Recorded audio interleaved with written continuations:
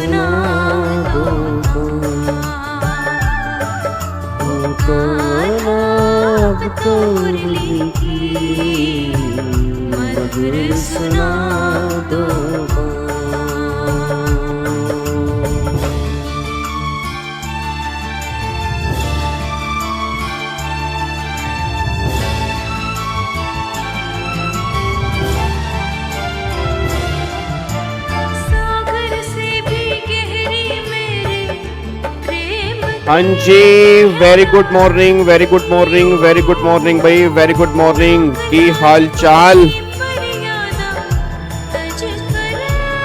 वधिया हो सारे? तंदुरुस्त हो? फैमिली वधिया सब?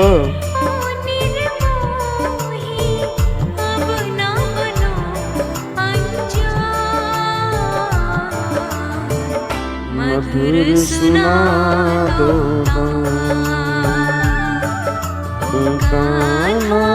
अब तो मुरली की मधुर सुना दो।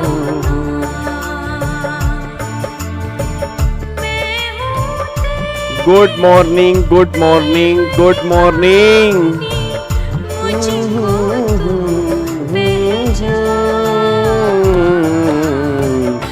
मधुर सुना दो। वेरी गुड मॉर्निंग मेरे यारों, very good morning, good morning जी, good morning Rajneesh, good morning Harsh, good morning यक्सु। हेलो सर, क्रक्स बुक का पेज नंबर 15 पीजीपी 44 AB में डिफॉल्ट में 0.5 होता है में या चेंज हो गया है? आपने 5% लिखा है, नहीं 0.5 आएगा। मधुर सुना दो। कान, कान नहीं बेटे, तान, तान होता तान, कान नहीं होता नालायकों। चलो जी, very good morning Reshma, very good morning Harsh, very good morning Rimjhim, very good morning Deepak, very good morning Shreya, good morning जी। क्या हाल चाल हैं आप सभी के?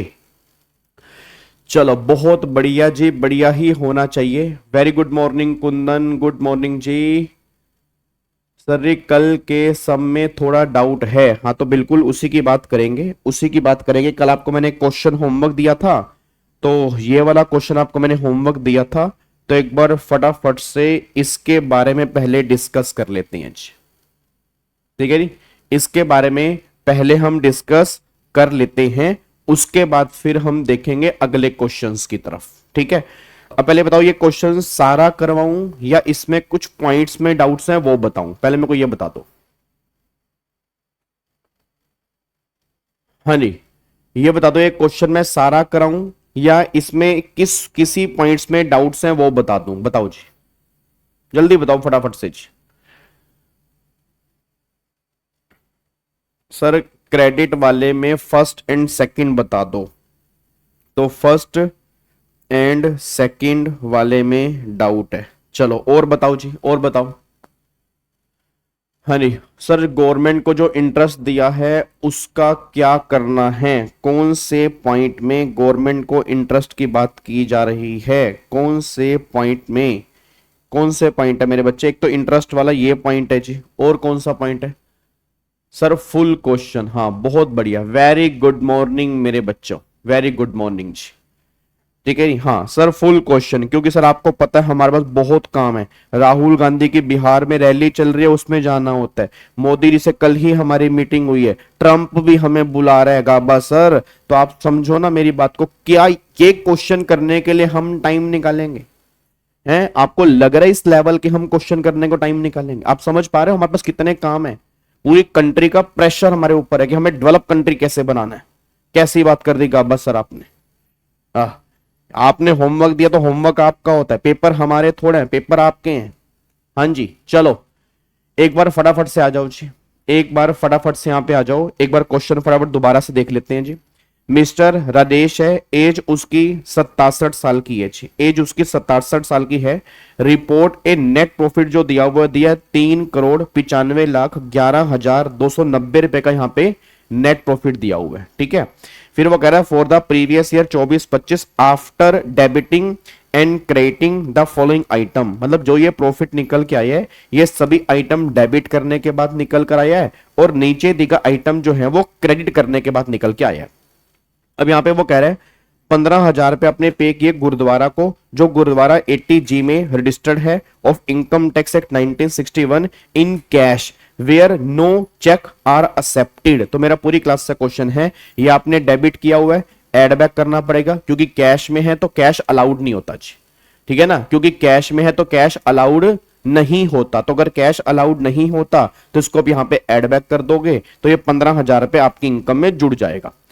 फिर वो कह रहा है कॉन्ट्रीब्यूशन ऑफ 35,500 रुपए to university approve under section 3512 for scientific research. तो भैया इसकी डिडक्शन तो वैसे ही मिल जाती है, 3512 में इसकी डिडक्शन तो वैसे ही मिल जाती है, इसमें कोई दिक्कत वाली बात नहीं है।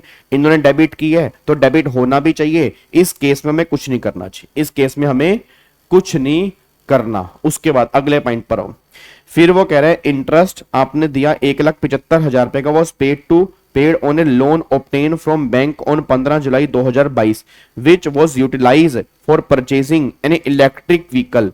The vehicle was acquired for the exclusively for personal use of Mr. Rajesh wife. तो ये हमें एड बैक करना पड़ेगा जी, इसकी हमें डिडक्शन मिल सकती है 80EEB के अंदर, इसकी हमें डिडक्शन मिलेगी 80EEB के अंदर, बट अभी हमें एड बैक करना पड़ेगा क्योंकि ऑब्वियस सी बात है पर्सनल पर्पस के लिए गाड़ी ली है, तो पर्सनल पर्पस के लिए अगर गाड़ी ली है उसके लिए आपने लोन लिया, उस लोन पे जो भी इंटरेस्ट पे करोगे वो इंटरेस्ट बिजनेस वाला खर्चा नहीं है। तो अगर बिजनेस वाला खर्चा नहीं है तो हम यहां पे क्या करेंगे, एड बैक कर देंगे, बस ये पर ध्यान दो। ठीक है ना, यहां पे हम क्या कर देंगे, एड बैक कर देंगे।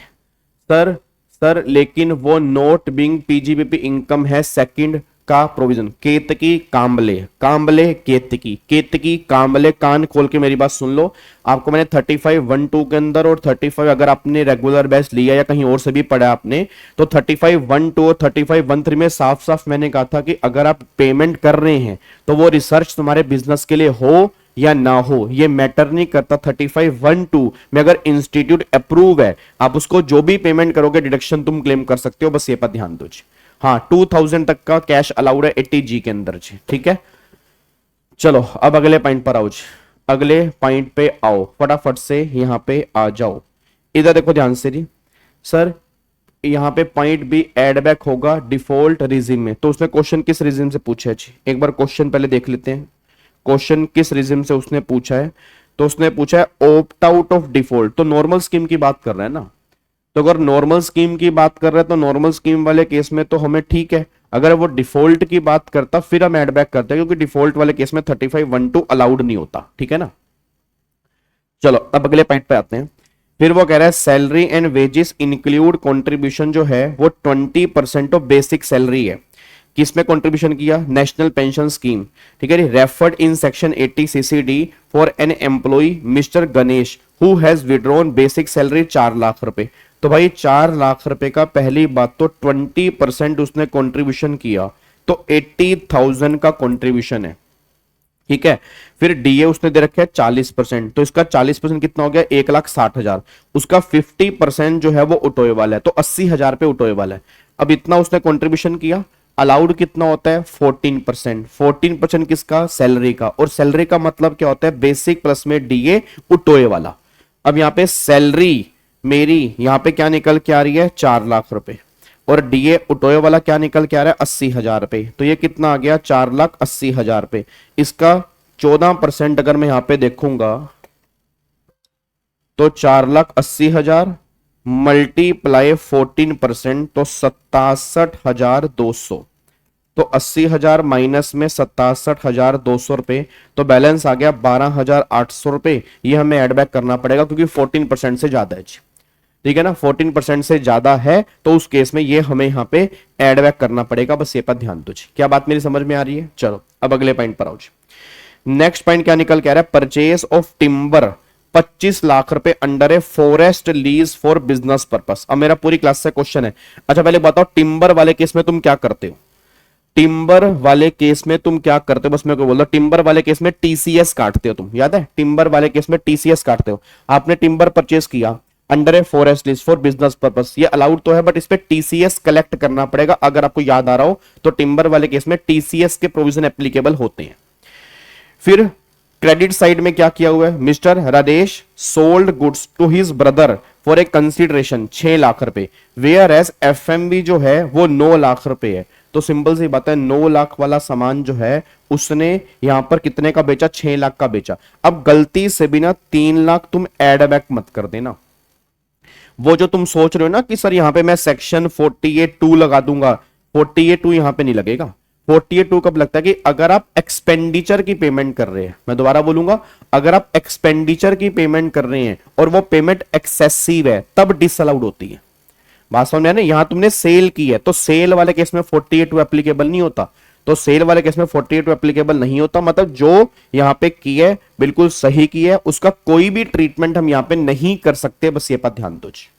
तो गलती से 3 लाख रुपए ये मत कहना कि सर इसने 3 लाख रुपए कंसीडरेशन कम लिया तो 3 लाख रुपए एड बैक कर दूंगा। नहीं, सेल वाले केस में 48(2) है ही नहीं, वो परचेज वाले केस में है कि जब तुम खर्चा करते हो उस खर्चे की पेमेंट करते हो उस केस में 48(2) की एप्लीकेबिलिटी होती है। बस ये पर ध्यान दो, ठीक है ना। अगले पॉइंट पर आओ।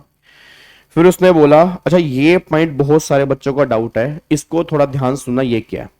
कह रहे during the year mister Rajesh receive 3 lakh रुपए from debtor previously write off as bad in financial year 2021।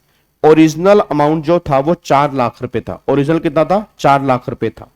अब वो कह रहा है however only 2.5 lakh was permitted as deduction in the return of income assessment in 21-22। अब ध्यान सुना मैं कहना क्या चाह रहा हूं। मेरा पूरी क्लास से क्वेश्चन है, सारे के सारे बच्चे एक बात मेरे को बताना, तुम सबने पढ़ा होगा कि जब भी हमें बैड डेट्स रिकवर होते हैं उसकी रिकवरी टैक्सेबल होती है। बट वो रिकवरी टैक्सेबल कब होती है? जब बैड डेट्स पहले वो क्या हो चुके हो, अलाउड हो चुके हैं। जब बैड डेट्स पहले वो क्या हो चुके हैं, अलाउड हो चुके हैं। उसके बाद अगर उसकी रिकवरी हो रही है, वो रिकवरी जो होगी वो टैक्सेबल होगी अंडर हेड पीजीपी। अब वो ये बात कहना चाह रहा है कि भाई साहब टोटल जो बैड डेट्स थे, मतलब टोटल जो था ना, वो बैड डेट्स जो थे वो 4 लाख के थे। बट इस 4 लाख में से 250 की हमें डिडक्शन मिली थी। अब 250 की हमें डिडक्शन मिली थी, मतलब 1.5 लाख रुपए की तुम्हें उस टाइम पर डिडक्शन नहीं मिली थी। क्या मेरी बात से एग्री करते हो? भाई टोटल जो थे वो कितने के थे? सारे बच्चे बोलना, टोटल जो थे वो कितने के थे? टोटल मिला के थे 4 लाख के। 4 लाख में से 1.5 लाख की उसने 2.5 लाख की उसने बोल दिया तुम्हें डिडक्शन मिल गई थी, तो 1.5 लाख की तुम्हें उस टाइम पर डिडक्शन नहीं मिली थी। अच्छा अब वो क्या कह रहे हैं, आपको बैड डेट्स जो रिकवर हो रहे हैं वो 3 लाख के हो रहे हैं। तो अगर बैड डेट्स 3 लाख के रिकवर हो रहे हैं तो गलती से 3 लाख पूरे टैक्सेबल मत कर देना। 3 लाख में से पहले 1.5 लाख रुपए की वो डिडक्शन मिलेगी जो पहले अलाउड नहीं हुई थी। तो 3 लाख में से पहले वो 1.5 लाख माइनस करेंगे, बैलेंस जो आपके 1.5 लाख रुपए यहां पर बचेंगे, जो एडिशनल रिकवरी होगी वो रिकवरी टैक्सेबल होगी। बस ये पर ध्यान दो। एक बार दोबारा सर जी, एक बार दोबारा देख भाई, 4 लाख के बैड डेट्स थे, गवर्नमेंट को ये बैड डेट्स अलाउड करने थे, अलाउड किए थे 2.5 लाख, तो 1.5 लाख तो अलाउड ही नहीं हुए थे। जब अलाउड ही नहीं हुए थे तो पहले उसको अलाउड करोगे, तो जो रिकवरी है उसमें से 1.5 लाख रुपए की पहले मुझे डिडक्शन मिलेगी जो मुझे पहले अलाउड नहीं हुई थी। तो फिर बैलेंस जो रिकवरी होगी 1.5 लाख रुपए वो यहां पे टैक्सेबल होगी। बस ये पर ध्यान दो। क्या बात मेरे समझ में आ रही है? तो इसमें 3 लाख रुपए आपने जो क्रेडिट किए हुए हैं उसमें से 1.5 लाख रुपए आपको यहां से हटाने पड़ेंगे, क्योंकि 1.5 लाख रुपए यहां पे नहीं आएंगे। सिर्फ 1.5 लाख रुपए की ही रिकवरी यहां पे टैक्सेबल करनी है। जो 1.5 लाख रुपए बैलेंस है वो यहां पे टैक्सेबल नहीं होंगे, उसकी हमें डिडक्शन मिलेगी, तो इसलिए 1.5 लाख रुपए मेरे को यहां से हटाने हैं। क्या बात समझ में आ रही है? अगले पॉइंट पर आओ। Short term capital gain 10 lakh रुपए का है, लिस्टेड शेयर पर आपने एसटीटी पे किया है, तो भाई और ट्रांसफर की डेट जो है 5 अगस्त 24 है, तो पहली बात तो इसको यहां से हटाओगे, क्योंकि ये तुम्हारी बिजनेस की इनकम तो है नहीं, कैपिटल गेन की इनकम है। ठीक है, तो ये पॉइंट आपको यहां पे, हाँ बिल्कुल बिल्कुल जी बिल्कुल, 1.5 लाख रुपए यहां से माइनस करने पड़ेंगे। सर इस पॉइंट को प्रेजेंट कैसे करेंगे? कुछ नहीं प्रेजेंट करेंगे, आप सिर्फ दिखाओगे 1.5 लाख माइनस करते हुए। आप सिंपल सी बात है, आप यहां पे कैलकुलेशन शो करोगे, आप यहां पे कैलकुलेशन शो करोगे। क्या कैलकुलेशन शो करोगे? कि टोटल बेड डेट्स जो थे वो 4 लाख थे, अर्लियर अलाउड जो थे वो 2.5 लाख थे, तो बैलेंस डिडक्शन कितनी बची? 1.5 लाख की। फिर यहां पे रिकवरी 3 लाख की, माइनस में deduction which was not allowed earlier 1.5 lakh रुपए, तो बैलेंस 1.5 लाख रुपए की रिकवरी जो है वो टैक्सेबल है। तो ये 1.5 लाख रुपए की जो आपको डिडक्शन मिलनी चाहिए, ये तो माइनस करके दिखा दोगे। क्या बात मेरी समझ में आ रही है? सर 80 सीसीडी में नॉर्मल स्कीम है तो 10% होना चाहिए। बेटे वो 80 सीसीडी में होता है, सेक्शन 36 में 14% की ही लिमिट होती है दोनों, चाहे आप कोई भी स्कीम लो। ठीक है ना, अगर मैं सेक्शन 36 की बात करूंगा ना, वहां स्कीम मैटर नहीं करती। जब तुम 80 सीसीडी की बात करोगे तब स्कीम मैटर करती है। जब यहां पे बात किसकी हो रही है? सेक्शन 36 की। यहां पे डिडक्शन किसको मिल रही है? एम्प्लॉयर को, एम्प्लॉई को नहीं मिल रही। और 80 सीसीडी जो है वो एम्प्लॉई का है।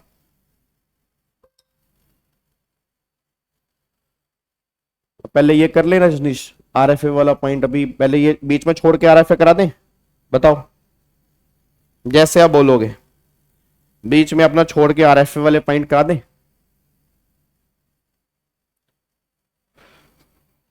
ठीक है, चलो। सर लोन लेकर अगर कोई मशीनरी परचेज किया तो क्या एडिशनल डेप्रेशन मिलेगा? बिल्कुल मिलेगा जी, क्योंकि आप उसके ओनर हो। ठीक है जी, आप उसके ओनर हो और आप उसको मैन्युफैक्चरिंग पर्पस में यूज करोगे तब मिलेगा जी। ठीक है, चलो अब अगले पॉइंट पर आओ जी। अब आगे देखो जी, फिर वो अदर इंफॉर्मेशन कह रहा है, क्लोजिंग स्टॉक अंडर वैल्यू दे रखा है 25,000 रुपए। तो अगर क्लोजिंग स्टॉक अंडर वैल्यू है 25,000 रुपए, तो क्लोजिंग स्टॉक कम दे रखा है, तो क्लोजिंग स्टॉक अंडर वैल्यू तो बढ़ाना है, तो 25,000 रुपए आपको एड बैक करने पड़ेंगे जी। ठीक है जी, उसके बाद देखो जी, depreciation in books of accounts is computed by applying the rate prescribe under income tax law. फिर वो कह रहा है मिस्टर राजेश ने परचेज की नई गाड़ी 14 लाख की 1 अगस्त 24 को, and the same put to use in the business on the same day, no depreciation for the same has been taken on car in the books of account. तो इस पे मेरे को डेप्रीसिएशन निकालना पड़ेगा जी, इस पे मेरे को डेप्रीसिएशन जो है वो निकालना पड़ेगा, क्योंकि इसका डेप्रीसिएशन नहीं दिया हुआ। अब यहां पे वो कैपिटल गेन की बात भी कर रहे हैं जी, अब यहां पे वो कैपिटल गेन की बात भी कर रहे हैं। कह रहे हैं plot of land which was use by Rajesh for his industrial undertaking for last 10 year was compulsory acquire by the central government on 7 October 2023।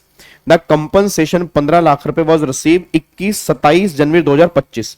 Such property was purchase by him 8 October 2006 for 2.5 lakh रुपए। He purchase another plot of land for industrial undertaking. याद है section number 54B? हाँ जी, याद है section number 54B? Hello भाई साहब, 54B। तो 54B में क्या था कि अगर कोई लैंड इंडस्ट्रियल पर्पस वाली है उसको बेच के अगर आप इंडस्ट्रियल पर्पस की ही लैंड एक्वायर करोगे, उस केस के अंदर 54B की आपको एग्जम्पशन मिलती है। अब यहां पे उसने बोला जी आपने 15 अप्रैल 25 को ली है 7 लाख की, government has also paid 1,05,000 as interest on such compensation. अब जो इस पे इंटरेस्ट मिला उसका ट्रीटमेंट करेंगे अदर सोर्स के अंदर, जो इंटरेस्ट वाला है उसका ट्रीटमेंट करेंगे अदर सोर्स के अंदर। अच्छा, मेरा पूरी क्लास से क्वेश्चन है, सारे बच्चे आंसर देना। इस केस में कैपिटल गेन निकालते हुए इंडेक्सेशन होगा या नहीं होगा? 100% होगा। आप चेक करो कंपलसरी एक्वायर कब की है, कंपलसरी एक्वायर जो की है 7 अक्टूबर 23 को की है, तो 23 जुलाई 24 से पहले है। ठीक है ना, सॉरी 54D, हाँ नहीं 23 जुलाई 24 से पहले है 54D, 23 जुलाई 24 से पहले। अब मेरा पूरी क्लास का क्वेश्चन, अगर 23 जुलाई 24 से पहले तो सारे के सारे बच्चे मुझे आंसर देना, क्या इस केस में इंडेक्सेशन करना पड़ेगा नहीं करना पड़ेगा? हाँ 54D सॉरी 54B तो एग्रीकल्चर लैंड का था। 23 23 जुलाई 24 से पहले है। अब अगर 23 जुलाई 24 से पहले है तो क्या हमें इंडेक्सेशन करना पड़ेगा? नहीं करना पड़ेगा, बिल्कुल करना पड़ेगा। तो जब तुम कैपिटल गेन निकालोगे उसके लिए इसमें इंडेक्सेशन करना जरूरी है, क्योंकि ट्रांसफर जो है वो 23 जुलाई 24 से पहले है। तो कैपिटल गेन जो होगा वो इंडेक्सेशन होगा, और कब तक होगा? ट्रांसफर तक होगा। ट्रांसफर कब है? Compulsory acquisition. मैं दोबारा बोलूंगा, कंपलसरी एक्विजिशन तक ट्रांसफर है। जब पैसा मिला तब तक नहीं, जहां एक्वायर हुआ वहां ट्रांसफर, और वहीं तक हमें इंडेक्सेशन करना है, बस ये पर ध्यान दो। ठीक है जी।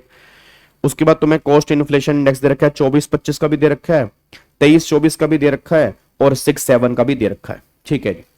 उसके बाद फिर अगला point, mister Adesh also made the following payment during the previous year 24-25। Lump sum premium 1,20,000 रुपए पेड किया 30 मार्च 25 को for the medical policy taken for self and spouse. Policy shall be effective from for 5 year, that is from 30 March 25 से लेके 29 मार्च 30 तक। अब बताओ इस case में क्या होगा? अच्छा, 8,000 रुपए आपने पे किया प्रिवेंटिव हेल्थ चेकअप के लिए।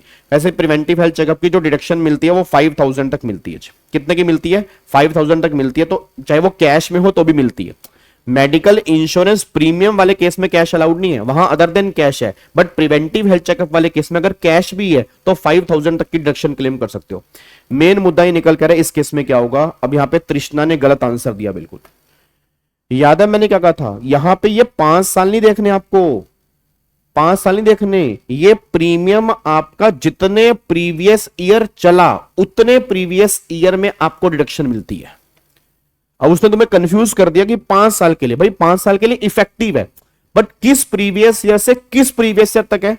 तो आप चेक करो, 30 मार्च 25, 30 मार्च 25 का मतलब 24-25, तो 24-25, 25-26, 26-27, 27-28, 28-29 और फिर 29-30, तो 6 साल यहां पे निकल के आ रहे हैं जी।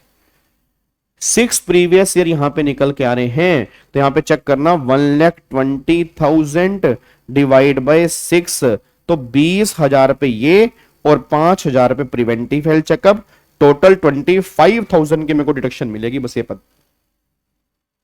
ध्यान दो। क्या बात समझ में आ रही है? क्या बात समझ में आ रही है? बोलो। डन जी। ठीक है जी। तो यहां पर 20 और 5, 25,000 रुपए की आपको डिडक्शन मिलेगी। अब उसने यहां पे टैक्स पेबल बोला फॉर असेसमेंट ईयर 25-26, अगर वो नॉर्मल स्कीम लेके चल रहा है जी। ठीक है, तो बस यहां पे इस तरह से क्वेश्चन करना है जी। ठीक है, आई थिंक आपको सारे पॉइंट्स यहां पे क्लियर हो गए होंगे। ठीक है ना, सारे पॉइंट्स यहां पे क्लियर हो गए होंगे। तो ये क्वेश्चन भी बहुत इंपॉर्टेंट है। मैं दोबारा कह रहा हूं, इस बार की जो एमटीपी में दोनों क्वेश्चन दिए हैं, दोनों ही बहुत अच्छे क्वेश्चन है। ठीक है ना, इस बार की एमटीपी में जो दोनों क्वेश्चन दिए, जो हमने कल किया था और एक ये वाला क्वेश्चन है, दोनों ही बहुत बढ़िया क्वेश्चन है। इसमें से कुछ पॉइंट वो तुम्हारे एग्जाम के अंदर पूछ सकते हैं, बस ये पर ध्यान दो। तृष्णा, वो ऑलरेडी मैंने बताए हुए हैं। टोटल इनकम के जो इंपॉर्टेंट पॉइंट्स हैं, मैंने यूट्यूब पे वीडियो बना के डाली हुई है कि आई थिंक टोटल 45 टॉपिक के नाम से 1.5 घंटे की वो क्लास है। उसके अंदर, ठीक है ना, उसके अंदर मैंने सारे टोटल इनकम वाले पॉइंट्स बता रखे हैं कि कौन कौन से पॉइंट्स इंपॉर्टेंट हैं।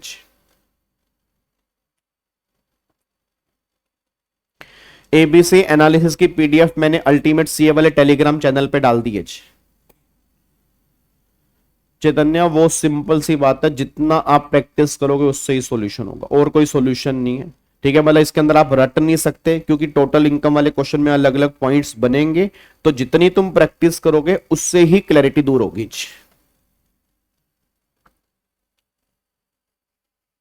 क्या अलाउड क्या डिसअलाउड है पता होता है, बट वो ऐड और लेस का समझ नहीं आता, बहुत कंफ्यूजिंग लग रहा है। एक बार क्रक्स, बेटे कोई क्रक्स ही नहीं है इसका यार, बताओ कैसी बात कर रहे हो। अगर टोटल इनकम के क्वेश्चन का क्रक्स होता तो हर बच्चे के 80 नंबर नहीं आ रहे होते। बच्चे को प्रॉब्लम किस में आती है? इन्हीं क्वेश्चंस में तो आती है। तो इस क्वेश्चन का क्रक्स नहीं है, इस क्वेश्चन का एक ही सॉल्यूशन है, मैक्सिमम प्रैक्टिस। जितनी बार बार प्रैक्टिस करोगे उससे आपको समझ में आएगा। ठीक है ना, और क्या ऐड होगा क्या लेस होगा वो तो सिंपल सी बात है ना भाई। जो मैंने आपको वो 4 तरीके बता रखे हैं, 4 एडजस्टमेंट बता रखी हैं कि जो P&L में डेबिट होना चाहिए बट वो डेबिट नहीं हुआ पड़ा तो माइनस करना है। बट कोई ऐसा खर्चा जो डेबिट हुआ है बट वो डेबिट होना नहीं चाहिए था, ऐड होगा। फिर ऐसी इनकम जो क्रेडिट है बट क्रेडिट नहीं होनी चाहिए, वो माइनस है। और ऐसी इनकम जो क्रेडिट होनी चाहिए बट वो क्रेडिट नहीं है, तो ऐड बैक करनी पड़ेगी।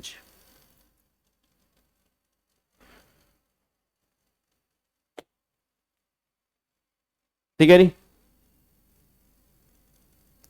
क्या इसको लॉक करें? चलो जी, इधर देखो ध्यान से, इधर देखो ध्यान से। अब एक बार सारे के सारे बच्चे फटाफट से यहां पे आओ जी। अब ये क्वेश्चन आपको मैंने दिया था कल करने को, आई थिंक अब आपसे हो जाएगा। इसका आंसर अब एक बार आप चेक कर लेना, इसका आंसर एक बार आप देख लेना। इसका आंसर आप सभी के पास होगा, नहीं होगा तो मैं वो ड्राइव पे अपलोड कर दूंगा। इसके आंसर से आपको समझ में आ जाएगा कहां कहां पे कौन सी एडजस्टमेंट की हुई है। ठीक है, चलो।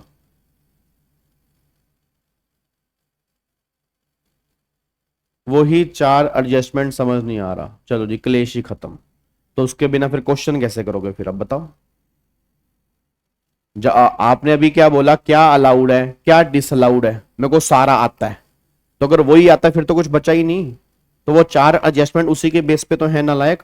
जब तुम्हें ये पता है कि ये खर्चा अलाउड है और पीएनएल में भी वो डेबिट किया हुआ है, तो कुछ नहीं करना उसका। ये तो पता है ना तुम्हें क्या अलाउड है, और अगर वही खर्चा पीएनएल में डेबिट की है तो कुछ नहीं करना। अब जो खर्चा अलाउड नहीं है, ये भी तुमने बोला कि मुझे पता है, तो अगर कोई खर्चा अलाउड नहीं है बट फिर भी वो डेबिट किया हुआ है, तो उसको ऐड बैक करोगे।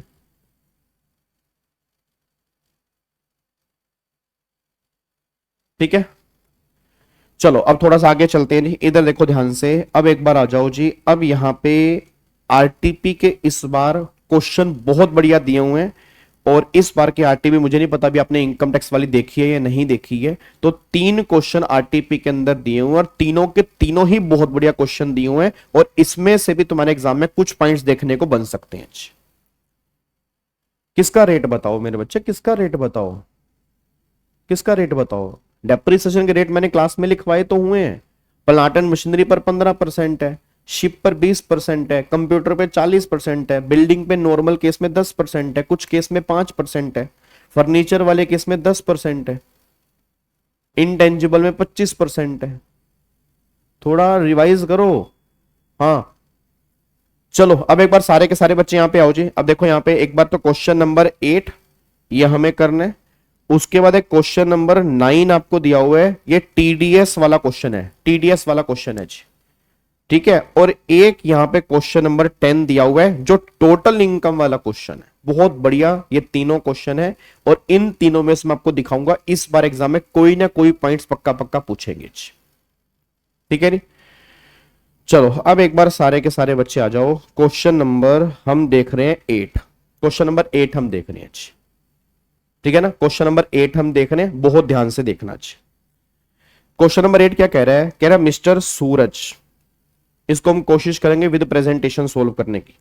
मिस्टर सूरज, एज उसकी 40 साल की है, submit the following information for the financial year ending 31 मार्च 25। ठीक है जी।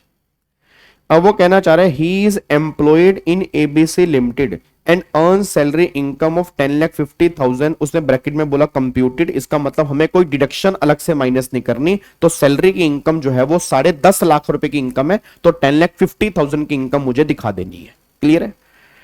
फिर वो कह रहे हैं he is engage in a speculation and non speculation business. ठीक है, he earn profit from speculation business 60,000 and suffered loss from non speculative business 40,000।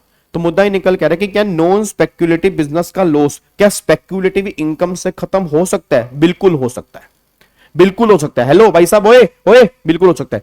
Speculative business का लॉस नहीं खत्म हो सकता, बट नॉन स्पेक्यूलेटिव बिजनेस का लॉस जो है वो स्पेक्यूलेटिव बिजनेस की इनकम से खत्म हो सकता है।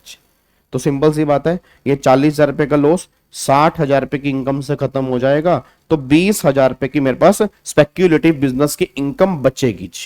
ठीक है ना, 20,000 रुपए की मेरे पास जो है वो स्पेक्यूलेटिव बिजनेस की इनकम बचेगी। अब अगले पॉइंट पर आओ।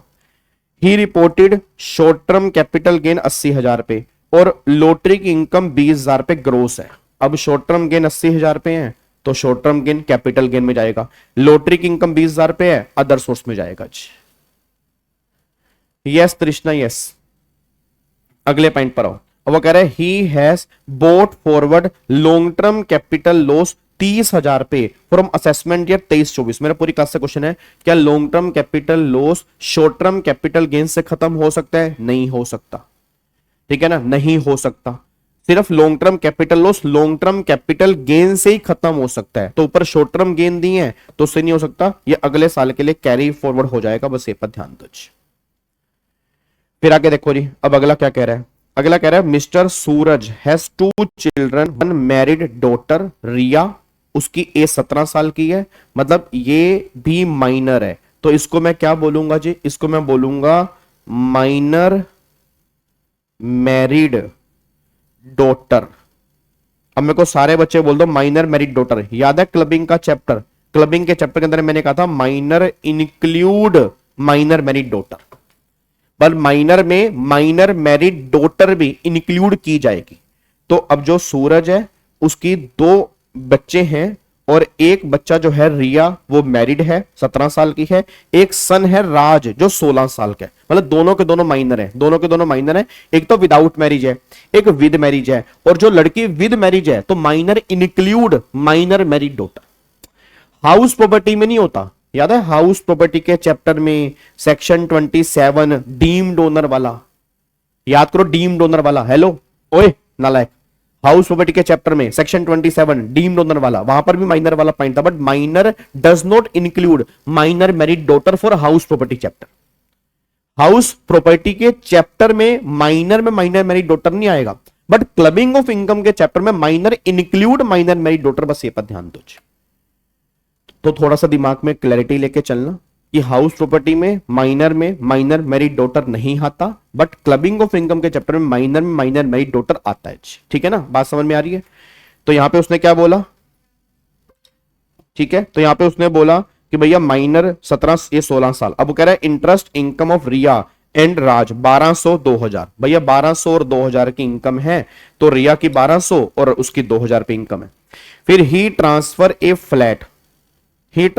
Flat to Riya on 1 April 2024 on accounts of natural love and affection. This flat was let out from that date and generated rental income 5000 per month. अब 5000 पे रेंटल इनकम आ रही है भाई। अब अगर 5000 पे रेंटल इनकम आ रही है तो हाउस प्रॉपर्टी की इनकम निकालनी है। तो हाउस प्रॉपर्टी की इनकम निकालनी, तो 5000 मल्टीप्लाई 12 कितना हो गया? 60,000। 60,000 में से 30% की डिडक्शन माइनस कर दी, तो 30% की अगर डिडक्शन माइनस कर दी तो कितना आ गया? 42,000 पे आ गया। तो 42,000 पे यहाँ पे हाउस प्रॉपर्टी की इनकम आ रही है। अगर मैं यहाँ पे चेक करूंगा 42,000 पे ना, क्योंकि 60,000 पे है, ये तो रेंट है, हाउस प्रॉपर्टी की इनकम निकालनी है तभी तो क्लबिंग करोगे। तो 60,000 में से 30% की डिडक्शन माइनस कर दी तो बैलेंस बची 42,000। तो 42,000 पे आपकी हाउस प्रॉपर्टी की इनकम आ रही है। ठीक है जी, चलो अब अगले पॉइंट पर आओ जी, अगले पॉइंट पर आओ। नेक्स्ट पॉइंट देखो जी। अब वो कह रहा है मिस्टर सूरज, ध्यान से, mister Suraj paid a medical insurance premium, ध्यान रखना, paid a medical insurance premium 22,000 पे during the financial year to insure his health, his spouse and dependent child. Additionally he paid 33,000 to insure the health of his mother, as 67 साल की है, तो उसके खुद का तो 22,000 है, उसकी मदर मतलब पेरेंट्स का 33,000 है। ठीक है, फिर वो कह रहा है who is not dependent on him, he also incurred 20,000 रुपए medical expenditure for his father जिसकी 71 ईयर है, और who is not dependent and is not covered under any insurance policy. याद है, अगर कोई, हेलो भाई साहब, ओए सुनो ध्यान से, अगर कोई याद है जिसकी एज 60 और मोर होती है, अगर उनका इंश्योरेंस नहीं है तो उन पे अगर कोई मेडिकल खर्चा किया जा रहा है तो उस मेडिकल खर्चे की डिडक्शन मिल जाती है। याद करो, थोड़ा सा दिमाग लगाओ, अगर मान लो इंश्योरेंस नहीं है, ये सिर्फ पॉइंट लगता था सीनियर सिटीजन वाले केस में, उसका इंश्योरेंस नहीं है पर उस पर मेडिकल खर्च हो रहा है तो उसको डिडक्शन मिल सकती है 50,000 तक की, बट यहां पर कितने हैं? 20,000 पे।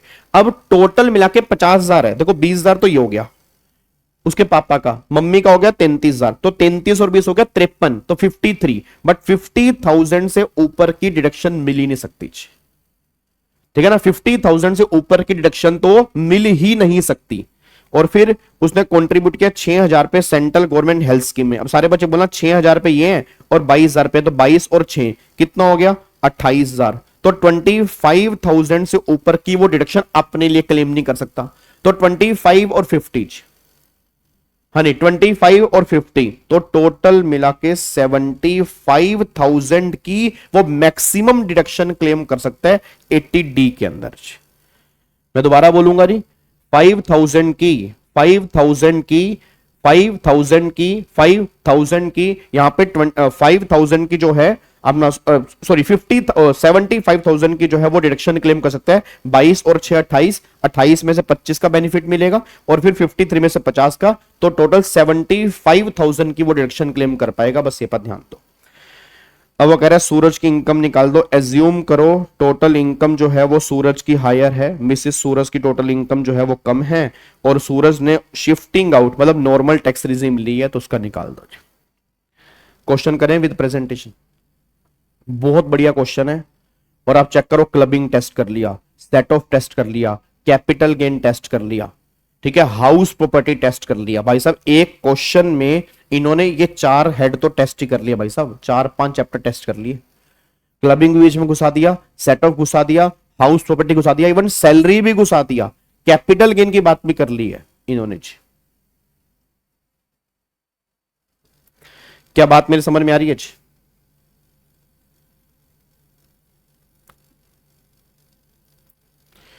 बोलो जी, फटाफट से बोलो जी। अब एक बच्चा कह रहा है सर इसमें क्या सेक्शन 27 लगेगा? नहीं, 27 लगेगा ही ना यहाँ पे। 27 में माइनर मेरी डॉटर आती ही नहीं, तो यहाँ पे जो हमें क्लबिंग करनी है वो सेक्शन 64(1)(a) में क्लबिंग करनी है। ठीक है ना, सेक्शन 64(1)(a) में क्लबिंग करनी है, बस ये पर ध्यान दो। तो यहाँ पे जो क्लबिंग होगी ना ये हाउस प्रॉपर्टी वाली, वो 64(1)(a) के अंदर होगी, 27 में नहीं होगी। 27 में तब होती अगर माइनर मैरिड डॉटर ना होती, नॉर्मल माइनर बच्चा होता तो फिर 27 में डीम्ड ओनर बन जाता। ठीक है ना, है तो फ्लैट, बट फ्लैट वाले केस में लगता 27 है, बट 27 में माइनर मैरिड डॉटर नहीं आती। तो अगर 27 नहीं लग रहा तो फिर क्लबिंग जो होगी वो 64(1)(a) के बेस पे होगी, बस ये पर ध्यान दो।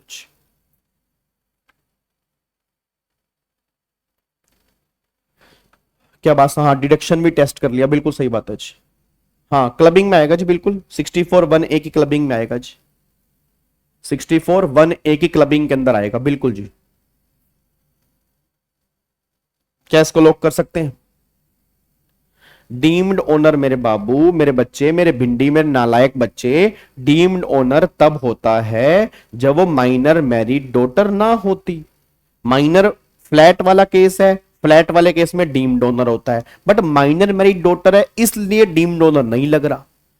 अगर मैं यहां पे रिया की जगह अगर ये घर ट्रांसफर करता राज को, तो राज वाले केस में 27 लग जाता, रिया वाले केस में नहीं लग रहा, बस ये पर ध्यान दो। तो यहां लगना डीम्ड ओनर ही चाहिए, बट डीम्ड ओनर क्यों नहीं लग पा रहा? क्योंकि माइनर मैरिड डॉटर वाला केस है, और डीम्ड ओनर के अंदर माइनर में माइनर मैरिड डॉटर नहीं आती, वो क्लबिंग में आती है, तो इसलिए हम 64(1)(a) के अंदर ले गए इसको।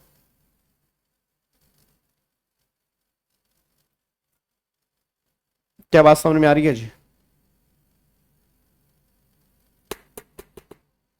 ठीक है, यहां तक इसको लॉक कर दूं, पक्का पक्का। अब इसकी प्रेजेंटेशन मैं तुम्हें बता रहा हूं कैसे करनी है। वैसे तुम कह रहे हो कि हम खुद कर लेंगे, अच्छी बात है, मतलब इतना कॉन्फिडेंस तुम्हारे अंदर है, बहुत अच्छी बात है, मुझे बहुत प्राउड फील हो रहा है कि तुम खुद कर लोगे, बट कैसे करनी है वो सुन लो जी। वही टेबल फॉर्म ऐसे प्रेजेंटेशन होगी, सबसे पहले सैलरी, फिर हाउस प्रॉपर्टी, फिर पीजीबीपी, जो नहीं है वहां ऐसे करते रहना, फिर कैपिटल गेन, फिर अपना अदर सोर्स, फिर ग्रोस टोटल इनकम निकालना। ठीक है, उसमें फिर यहाँ पे पहले तो यहाँ पे आ गया 5 ऐड, फिर इसमें क्लबिंग ऑफ इनकम जोड़ना। अब क्लबिंग ऑफ इनकम में ये वाला जोड़ना, और 1500 रुपए पर बच्चे की एग्जम्पशन माइनस कर देना याद से। ठीक है ना, 1500 रुपए लिमिट माइनस करनी मत भूल जाना। ठीक है, और वो कब क्लबिंग ऑफ इनकम में कब जोड़ना है? जब पांचों हेड की इनकम निकाल लोगे फिर क्लबिंग ऑफ इनकम। ठीक है ना, फिर क्लबिंग ऑफ इनकम की बात होगी। बात समझ में आ रही है? ठीक है ना, फिर लॉस, फिर उसके बाद gross total income, then deduction, then total income. इस तरह से आपको टोटल इनकम निकालनी है, और फिर लास्ट में इसका टैक्स भी निकालना है।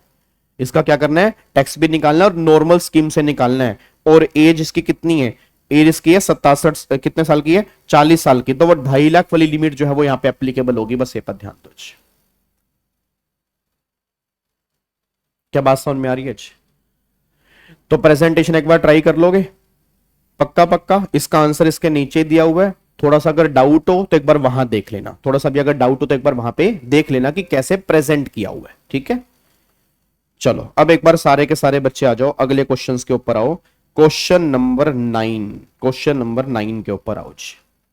क्वेश्चन नंबर 9, ये क्वेश्चन जो है ये टीडीएस वाला क्वेश्चन है जी, ठीक है जी। ये क्वेश्चन जो है ये टीडीएस वाला क्वेश्चन है, और मैं टीडीएस की एक अलग से क्लास भी रखूंगा, मतलब क्वेश्चंस की प्रोविजन तो ऑलरेडी यूट्यूब पे डले हुए हैं, तो क्वेश्चंस की मैं टीडीएस की अलग से क्लास भी रखूंगा जी। सर उसकी हेडिंग क्या होगी? Clubbing of income. हाँ उर्मिला, पहले तो आप ये बताओगे कि फ्लैट वाले केस में सेक्शन 27 एप्लीकेबल होता है, but in this case section 27 not attracted since property transfer to minor married daughter and minor married daughter not cover under section 27. However, clubbing under section 64(1) capital A shall apply. Hence फिर जो clubbing होगी वो उसके अंदर clubbing हो जाएगी।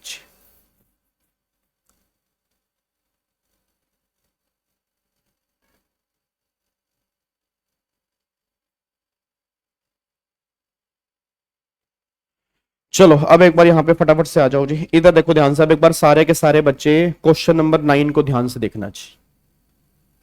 मैं sir note for all 1.0 में टीडीएस के क्वेश्चंस हैं, बिल्कुल है जी, उसके अंदर भी काफी सारे क्वेश्चंस हैं। अब यहाँ पे एक बार चेक करो, यहाँ पे देखो। अच्छा मैं पता क्या कर रहा हूं, मैं नोट फॉर ऑल वाली जो सीरीज है ना, अब कई बच्चों को 35 सेशन देखने मुश्किल हो रहे हैं, और स्टार्टिंग में थोड़ा सा गाना वाना भी चलता है, भजन चलते हैं, तो मैं उन 35 सेशन को 3 मैराथन में कन्वर्ट करवा रहा हूं। मतलब 11-11 घंटे की 3 मैराथन हो जाएंगी, 11 साढ़े 11 घंटे की। तो होगा क्या, तुम्हारे दिमाग में नहीं होगा 3 मैराथन देखनी है मुझे। तो ये भी पॉसिबल है कि तुम एक दिन में 11 घंटे देख लो, अगले दिन 11 घंटे देख लो, क्योंकि अभी क्या वो अलग अलग होते हैं ना बच्चों का। 35 सेशन बड़े मुश्किल है सर, गाबा सर नहीं देख पाएंगे। तो मैं क्या कर रहा हूं, उसको 3 मैराथन में कन्वर्ट करवा रहा हूं, ताकि तुम्हें ना मतलब ब्रेक ना हो बीच में, बार बार वीडियो दूसरी ना खोलनी पड़े। तो होगा कि वो तुम्हारे लिए इजी हो जाएगा। और ऐसे ही मैं सीजन 2 को भी कन्वर्ट कराऊंगा, ऐसे में सीजन 2 को भी, जब ये सीजन 2 पूरा हो जाएगा ना, इसको भी फिर मैराथन में कन्वर्ट करवा दूंगा मैं, ताकि आने वाले बच्चों के लिए इजी हो जाए कि चलो मेरे को मैराथन ही देखनी है बस। हाँ बिल्कुल जी, बिल्कुल बिल्कुल जी। हाँ हाँ, वो सारे गाने ऑटोमेटिकली हट जाएंगे जी।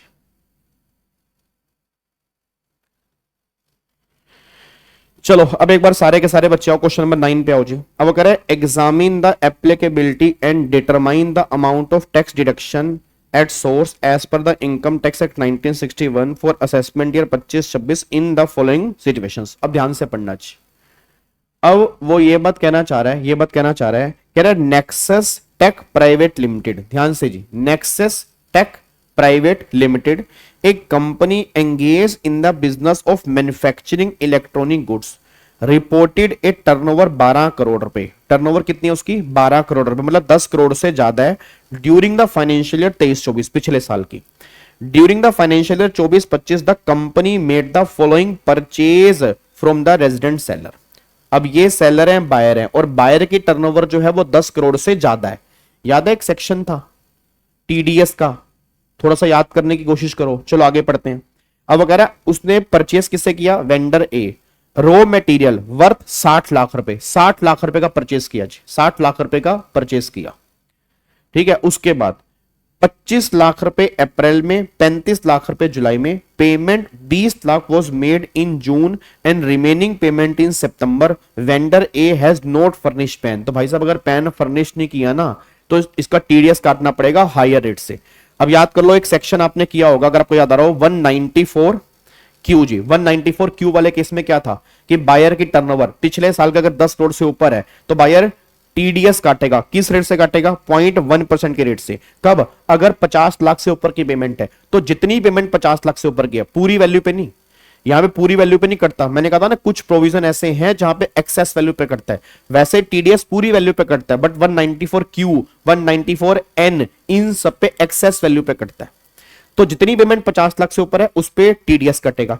और अगर पैन कार्ड नहीं दिया तो वैसे नॉर्मल केस में 20% से टीडीएस कटता है, बट इस केस में कटेगा 5% से। याद करो जब हमने सेक्शन 206 किया था पैन कार्ड वाला, वहां पर मैंने कहा था ना कि वैसे higher rate TDS PAN card ना देने वाले केस में 20% है, बट 194 क्यू वाले केस में 5% है। 194 क्यू वाले केस में 5% है। अब यहां पर पेमेंट 60 लाख की है, एग्रीगेट चेक करनी होती है हमें तो 60 लाख की है, 50 लाख से ऊपर कितने, 10 लाख, तो 10 लाख का 0.1% टीडीएस यहां पे काटना पड़ेगा जी। टीडीएस यहां पे काटना पड़ेगा, 0.1 नहीं, सॉरी, उसने पैन कार्ड नहीं दिया तो 5% से टीडीएस यहां पे काटना पड़ेगा, तो अप्रोक्सीमेट 50,000 रुपए का टीडीएस कटेगा जी यहां पे जी। तो ये अगर 50 लाख से ऊपर 10 लाख रुपए हैं, 10 लाख रुपए का अगर 5% निकालूंगा तो 50,000 का यहां पे टीडीएस कटेगा, बस ये पर ध्यान दो जी। क्या बात पल्ले पड़ रही है आपको? पक्का पक्का। चलो अब अगले पॉइंट पर आओ जी।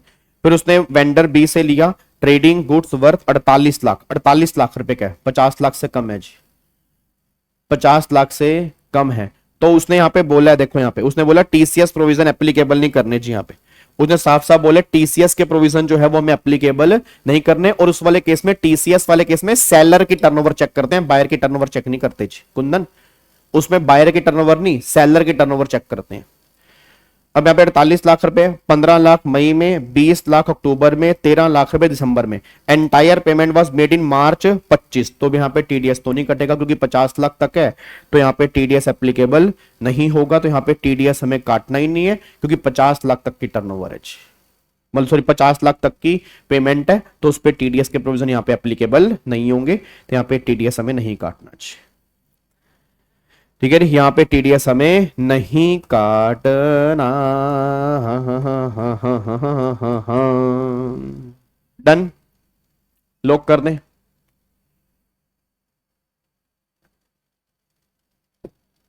अब एक बार अगला अगला क्वेश्चन भी पढ़ लो जी। एक बार सारे बच्चे अगला क्वेश्चन भी पढ़ो और कोशिश करो इसका मुझे आंसर देने की जी। एक बार चेक करना अगला पॉइंट तुम्हारे पल्ले पड़ रहा है, मैंने स्क्रीन पूरी कर दी है, ये बता दो अगला पॉइंट तुम्हारे पल्ले पड़ रहा है नहीं पड़ रहा।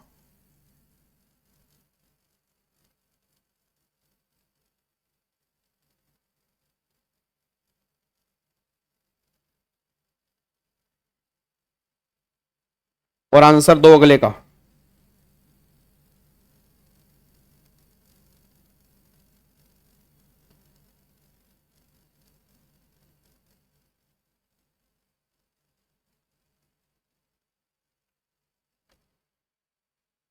कितना टीडीएस कटेगा जी?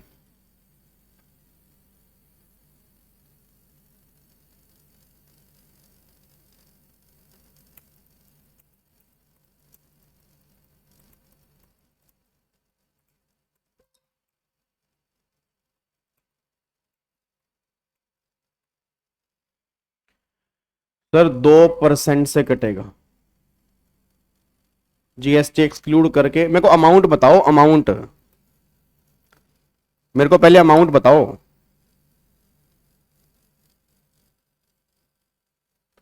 अमाउंट बताओ फटाफट से, कितना टीडीएस कटेगा? 2% से कटेगा, नालायक हो क्या? अब इधर देखो ना ध्यान से, यहाँ पे Sumit engage in business having total turnover 1.2 crore है during the previous 23-24 enter into an annual maintenance contract with ABC limited a resident company 5,40,000 plus GST, तो जीएसटी तो बाहर निकाल दो, जीएसटी हमें इंक्लूड नहीं करना, और उसने पैन कार्ड की पेमेंट नहीं की, तो भैया 194C में टीडीएस अगर पैन कार्ड नहीं देते तो 20% से टीडीएस कटता है भाई, या तो 1% रेट है या 2% रेट है, और पिछले साल की टर्नओवर 1 करोड़ से ऊपर है तो टीडीएस कटेगा, बट अगर पैन कार्ड नहीं दिया तो 20% से कटेगा ना, और अगर 20% से कटेगा तो फिर यहां पे 5,40,000 रुपए का 20% निकाल लो, 1,08,000 रुपए का टीडीएस यहां पे काटना पड़ेगा, बस ये पर ध्यान दो जी।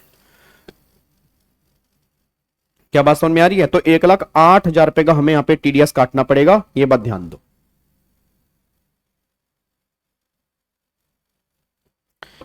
अब इसकी प्रेजेंटेशन में तुम्हें थोड़ी सी लिखवा देता हूं, आओ जी, यहां पे लिख लो सॉल्यूशन। अब सॉल्यूशन में सबसे पहला जो है उसका केस 1, अब यहां पे लिखो जी,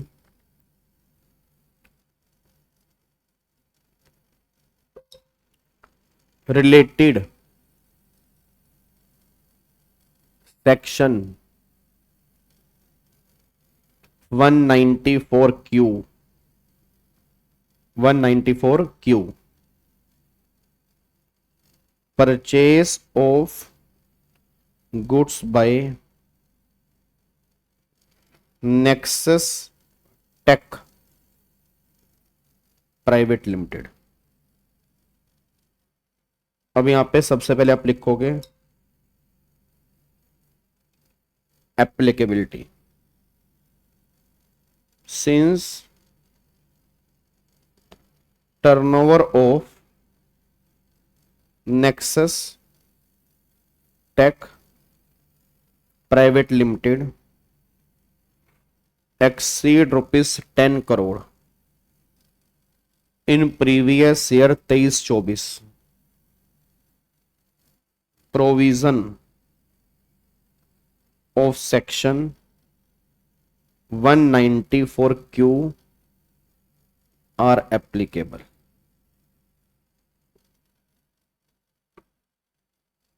subject to payment more than ₹50 lakh. Subject to payment more than ₹50 lakh. अभी आपका पहला पॉइंट है। अब यहां पे TDS required at the rate 0.1% on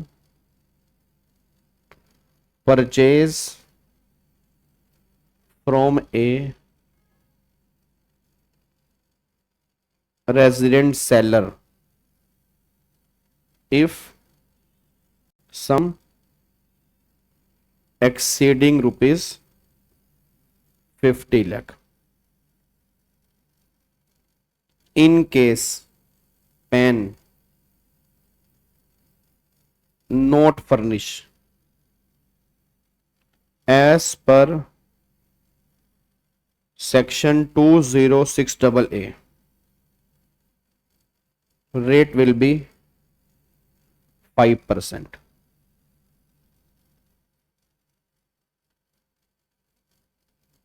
In case of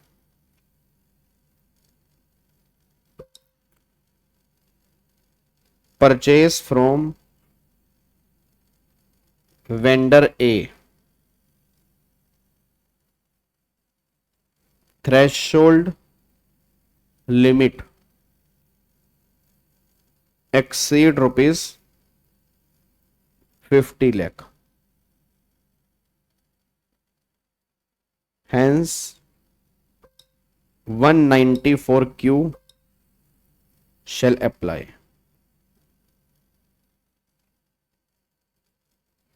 Total payment is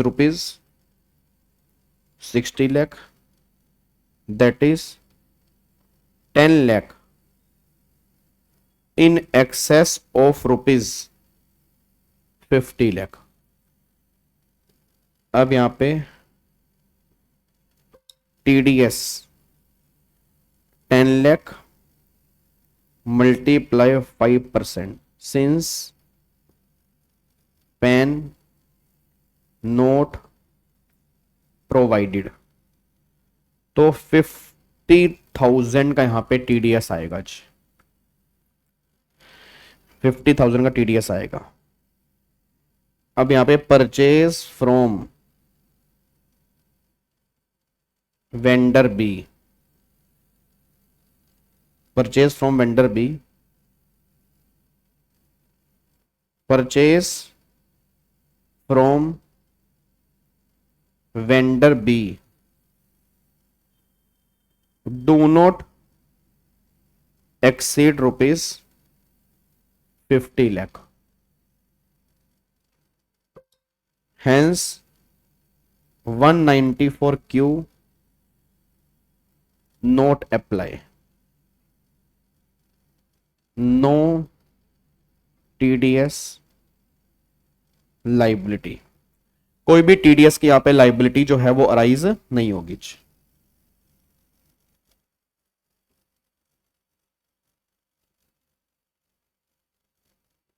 ठीक है नहीं, ये पॉइंट यहां पे निकल के आएगा। अब इसमें सेकंड पॉइंट जो यहां पे है, related section 194C, payment to contractor by Sumit.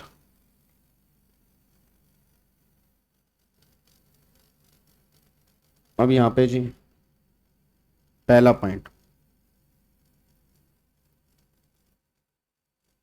Applicability.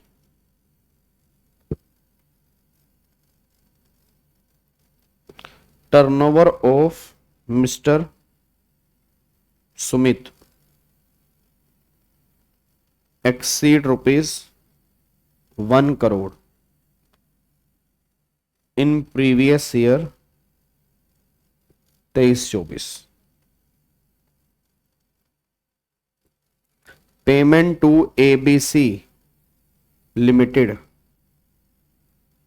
Exceed ₹1 lakh, that is 5,40,000।